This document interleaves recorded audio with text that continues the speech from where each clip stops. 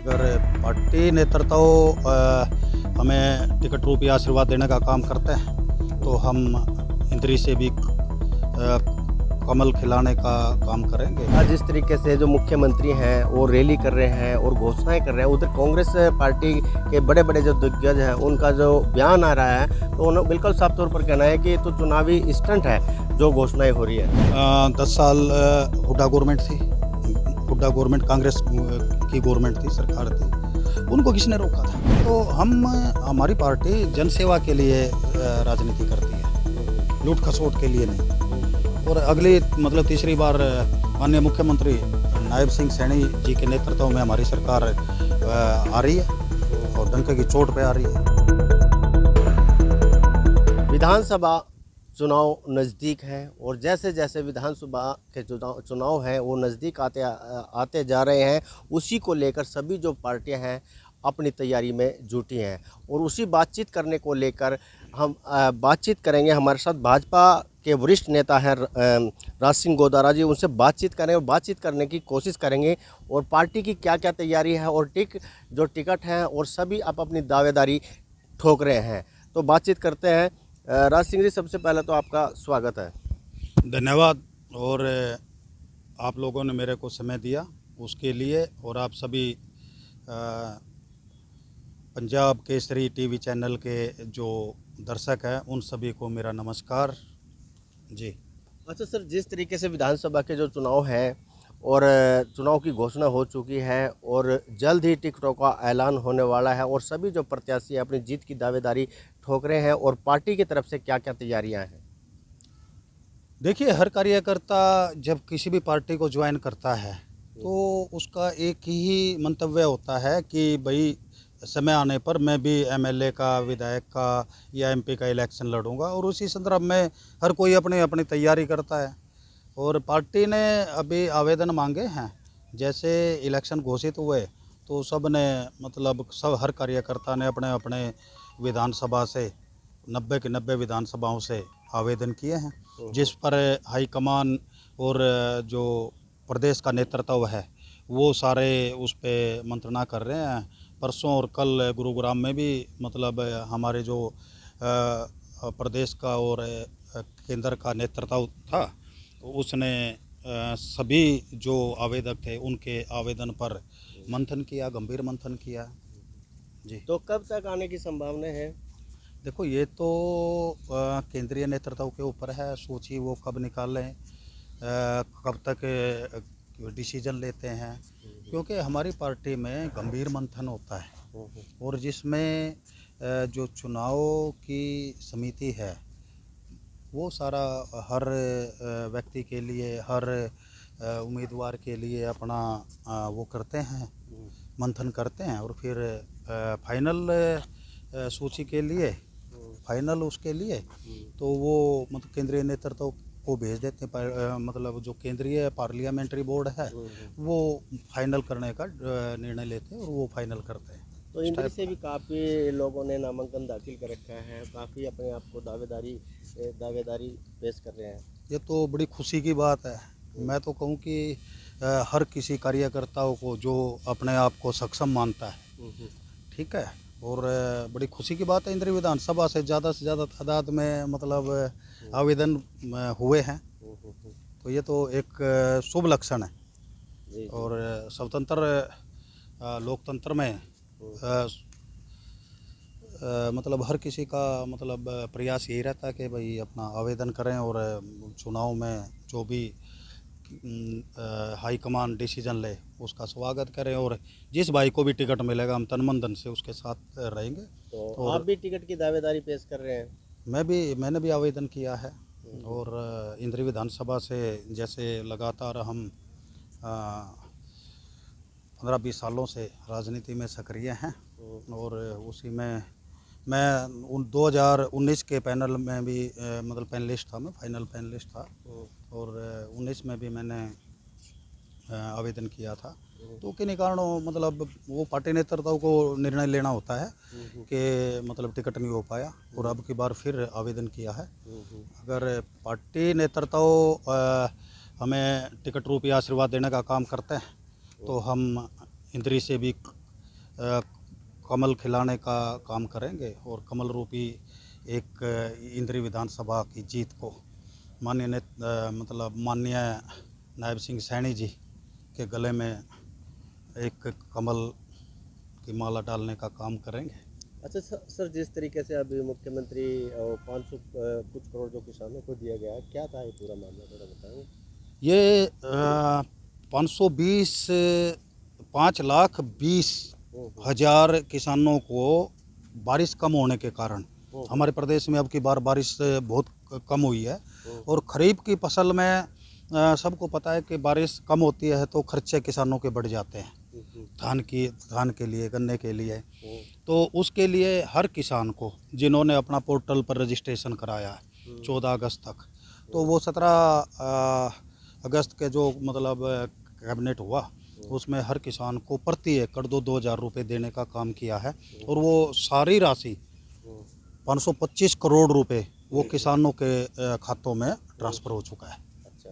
तो अति संवेदनशील हमारे मुख्यमंत्री और सरकार है जिन्होंने पहली बार किसानों को बोनस के रूप में, क्योंकि आपने देखा होगा पहले किसानों की फसल ख़राब हो जाती थी तो उनको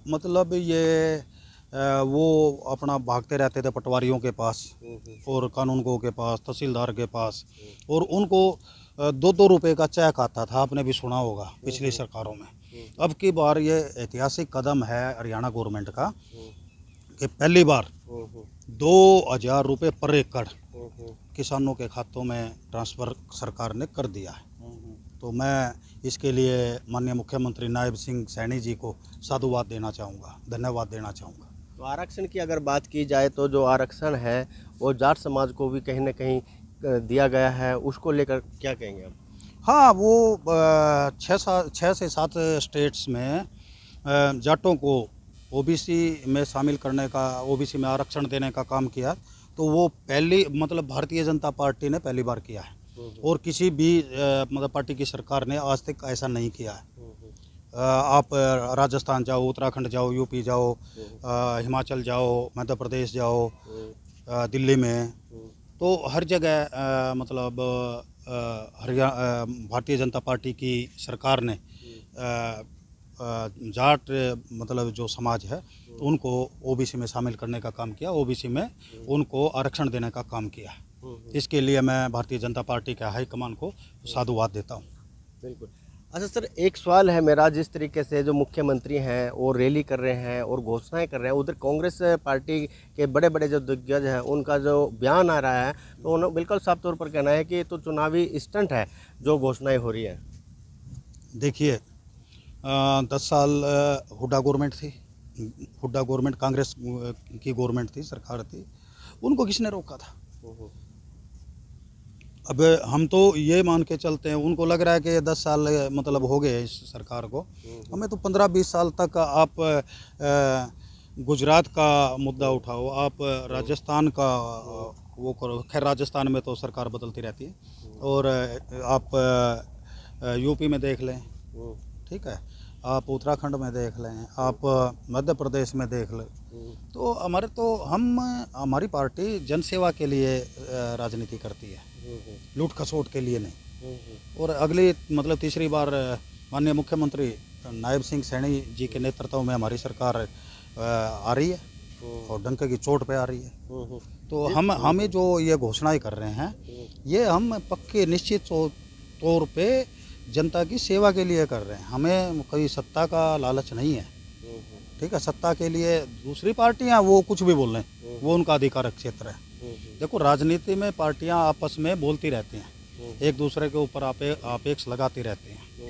वो कांग्रेस वाले 10 साल से सत्ता से बाहर हैं, वो सोच रहे हैं कि भाई अब मैं झूठे और मनगढ़ंत आरोप और प्रत्यारोप लगाकर तो सत्ता में आने का काम करेंगे। ऐसा हमारी जनता की, हरियाणा की जनता है वो बड़ी समझदार है, और तीसरी बार भारतीय जनता पार्टी को आशीर्वाद देकर तीसरी बार हरियाणा में भारतीय जनता पार्टी की सरकार बन रही है।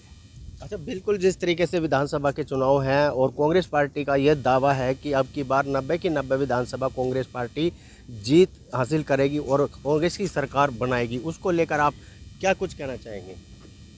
दावा है, दावा करिए, दावा करने में क्या जाता है। दावा करना चाहिए, ठोकर दावा करना चाहिए। हम सरकार बनाने जा रहे हैं, भारतीय जनता पार्टी सरकार बना रही है तीसरी बार, और आप देखेंगे हम बहुत मजबूती से, पूर्ण बहुमत से सरकार बना रहे हैं। और आपने देखा होगा हमारा मंथन चल रहा है, हमारे जो शीर्ष नेतृत्व है, और गुरुग्राम में भी मंथन चल रहा है। और आप ये मान के चलो कि मतलब भारी तादाद में लोगों ने, मतलब जो चुनाव लड़ने के इच्छुक है, उन्होंने आवेदन किया है। ठीक है, इससे साबित हो जाता है कि मतलब भारतीय जनता पार्टी की सरकार की कितनी लोकप्रियता है। जिस तरीके से लोकसभा चुनाव की अगर बात की जाए, लोकसभा चुनाव में भाजपा ने 10 की 10 सीटों पे जीत का दावा किया था, लेकिन 5 तक ही सिमट गए, तो उसमें हार हुई है काफ़ी, क्या लगता है? देखिए, कई बार क्या होता है कि हम जनता को जो बात सच्चाई को समझाने में सफल नहीं होते, और कहीं ना कहीं हमारी कोई कमी रही होगी, हम उसको मानते हैं कि कोई कमी रही होगी उनको। अब विधानसभा के चुनाव में जो मतलब किसी की कोई नाराज़गी थी, और ड्यू टू किसान आंदोलन भी कुछ मतलब चीज़ें रही जिसका खामियाजा भुगता, और अब मतलब किसानों को मतलब भारतीय जनता पार्टी मध्य में रखकर आगे बढ़ने का काम कर रही है। और आने वाले विधानसभा के चुनाव में जो पीछे गलतियां रही तो उनको दूर करके और आगे बढ़ने का काम करेंगे। तो कहीं ना कहीं लगता है कि अब की बार जो है 5 साल बीजेपी के गए, तो इनमें विकास की अगर बात की जाए तो विकास का कार्य तो बहुत ही कम हुए ना, मतलब नहीं, विकास क्यों नहीं हुए? अब आप वो सड़कों को देखो, आप रोज़गार देखो। हमारे लोकप्रिय मुख्यमंत्री नायब सिंह सैनी जी ने कहा कि नॉन स्टॉप हरियाणा, तो हम नॉन स्टॉप किसानों का भला करने में लगे हुए हैं। किसानों को आप 2000 रुपये पर एकड़ का जो बरसात कम हुई उसमें खर्चा बढ़ने के कारण बोनस देने का काम पहली बार हुआ है। रोजगार नॉन स्टॉप दे रहे हैं। भर्ती रोको गैंग, वो एक गैंग सक्रिय है, तो वो जाके मतलब हाई कोर्ट में मतलब रिट और ये वो लगे हुए हैं वो भर्ती रोकने के लिए। आपने देखा होगा ग्रुप डी का मतलब अभी रिजल्ट, और उनको साथ के साथ अपॉइंटमेंट दे दिए। तो सरकार हर जगह, अब सड़कों को ले लो, सड़कों में नितिन गडकरी जी उन्होंने मतलब इतिहास रच दिया है, इतिहास रच दिया है। आपके सामने है, आप देख रहे होगे। तो तीसरी बार सरकार बनने जा रही है, तो उसको लेकर आप क्या कुछ कहेंगे? उसके लिए हमारी तैयारी, मजबूत तैयारी है, हम तैयार हैं बिल्कुल। और तीसरी बार सरकार बनाने जा रहे हैं, तो इलेक्शन है, इलेक्शन में मतलब पूरी पार्टी एकदम पूरी तैयारी के साथ मतलब इलेक्शन में तत्पर है। कोई बड़ा मुद्दा रहेगा इसमें? ये बड़ा मुद्दा, हम विकास को सबसे बड़ा मुद्दा मानते हैं, शिक्षा को हम सबसे बड़ा मुद्दा मानते हैं, रोजगार को सबसे बड़ा मुद्दा मानते हैं, चिकित्सा को, हर आदमी को इलाज मिले, हर आदमी को। हमारे जो योजना है जिसके तहत 5 लाख रुपए तक, और आपने देखा होगा जब भी हमारी जनसभाएं होती हैं वहाँ पे, या हमारी कोई नुक्कड़ मीटिंग होती है, वहाँ पे 20, 30, 50 आदमी आ जाते हैं कि आयुष्मान कार्ड से जी हमने अपना ये ऑपरेशन कराया, हमने ये ऑपरेशन कराया, सरकार ने हमारे को, हमारा एक पैसा नहीं लगा। तो आयुष्मान कार्ड, उज्ज्वला योजना, और मैं कितनी योजनाएं आपको बताऊं। गृहिणियों को मुफ्त में सिलेंडर देने का काम किया, 24 घंटे बिजली देने का। आपको याद होगा मेनपाल जी कि पहले बिजली आती थी और वो बल्ब में ना जो एलिमेंट, वो तार होता, वो लाल होता था, पता लगता था बिजली आ रही है। अब 24 घंटे बिजली देने का काम हमारी भारतीय जनता पार्टी की सरकार कर रही है।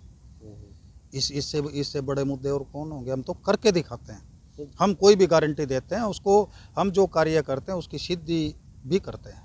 ये नहीं कि हम योजनाओं की घोषणा कर दी और बाद में ये योजना 10 साल 15 साल उसका पता ही नहीं चलता कहाँ गई कहाँ। कांग्रेस के लोग तो ये भी कह रहे हैं कि भाई जो युवा है ज़्यादातर बेरोजगार हो गए, और कहीं ना कहीं वो विदेश को पलायन कर चुके हैं। देखिए, विदेश में पलायन का मुद्दा, विदेश में पहले भी हमारे जो बड़े थे उस टाइम से विदेशों में जाने का मतलब परंपरा रही है। अब लड़के एजुकेशन के लिए जा रहे हैं, पढ़ने के लिए जा रहे हैं। हाँ, कुछ लड़के विदेशों में सोचते हैं कि वहाँ पे मतलब हम बेटर कर सकते हैं, तो वो जा रहे हैं। सरकार रोजगार निसंदेह रोजगार देने का काम कर रही है। तो वो अब आप देख रहे धड़ाधड़ वैकेंसियाँ निकल रही हैं, चाहे वो ग्रुप डी की है, ग्रुप सी की है। हाँ, कुछ टाइम पे अभी मतलब HCS वगैरह के जो मतलब क्लास 1 नौकरियां वो भी देने का काम किया। हाँ, कुछ निश्चित रूप से एक बात है कि कुछ आदमी मतलब हर टाइम ये सोचते हैं कि भाई मतलब इन जो दूसरी पार्टी हैं उनकी ये मतलब षड्यंत्र होता है कि भाई इन भर्तियों को, ये लोकप्रिय सरकार है और इनके काम में कैसे रोड़ा अटकाया जाए। तो भर्तियों को रोकने के लिए भर्ती रोको गैंग का गठन कर दिया इन्होंने। वो करते हैं भाई हाई कोर्ट में चले जाओ, लोअर कोर्ट में चले जाओ, कोर्ट में अटका दो। तो ऐसे ये परंपरा ठीक नहीं है। हमारे जो भी सरकार रोजगार देती है वो हमारे हरियाणा के युवा, हमारे हरियाणा के युवाओं को रोजगार मिल रहा है।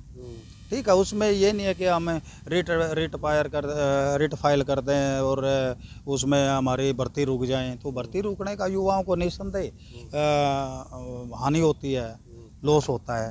तो मतलब इसी उसमें मतलब आदमी को ये चाहिए कि भाई ऐसा कोई कृत्य ना करें कि किसी भी मतलब रोज़गार के काम में या किसी और काम में हम रुकावट ना बने कम से कम, क्योंकि उन्होंने कभी अच्छा काम नहीं किया। और रोज़गार उन्होंने क्षेत्रवाद में मतलब ये रहा उनका कि भाई रोज़गार हम अपने क्षेत्र के युवाओं को देखें। उन्होंने एक विधानसभा को देख के रोज़गार देने का काम किया, उन्होंने एक ज़िले को देख के रोज़गार देने का काम किया, एक ज़िले में उन्होंने योजनाएं मतलब सीमित करने का काम किया। चाहे वो रोहतक हो, सोनीपत हो, झज्जर हो, जो भी पुराना रोहतक है उसको ले लो आप सब मीडिया के भाई हैं, वो भी सब जानते हैं और ये किसी से छुपा हुआ नहीं। जबकि जो हमारे मुख्यमंत्री मनोहर लाल जी थे, उन्होंने कहा कि हरियाणा एक, हरियाणवी एक। हम पूरे हरियाणा में समान रूप से विकास कराने का काम करेंगे। उसी परंपरा को लेकर हमारे मौजूदा मुख्यमंत्री नायब सिंह सैनी जी भी उसी दिशा में आगे बढ़ने का प्रयास कर रहे हैं। और आपने देखा होगा कि मुख्यमंत्री आवास के दरवाजे खोल दिए हैं, कोई कितने बजे आके मिले, ऐसा देखा कभी? अब हजारों, मैंने देखा 3-3, 4-4 हज़ार एक दिन में मिलते हैं मुख्यमंत्री को। तो इतना बढ़िया लोकप्रिय सरकार है हमारी और इतने अच्छे योजनाएं लेके आ रहे हैं। और इसके लिए मैं जो पार्टी नेतृत्व आदरणीय मोदी जी हैं, आपने देखा होगा अब वो यूक्रेन गए तो यूक्रेन और रशिया का युद्ध रुक गया है। तो मजबूत नेतृत्व का मतलब होता है तरक्की, विकास।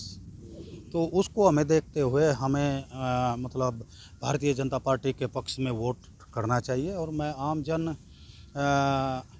से मैं प्रार्थना करना चाहूँगा कि अब इलेक्शन होने जा रहे हैं। 1 अक्टूबर को वोटिंग है, 4 अक्टूबर को उसका रिज़ल्ट है। तो उनसे सबसे मैं प्रार्थना करना चाहूँगा कि भारतीय जनता पार्टी को पूर्ण बहुमत की सरकार बनाने का काम करें और ज़ोर शोर से वोट देने का काम करें, ताकि प्रदेश और मतलब तेज़ी से प्रगति के रास्ते पर अग्रसर हो। Thank you.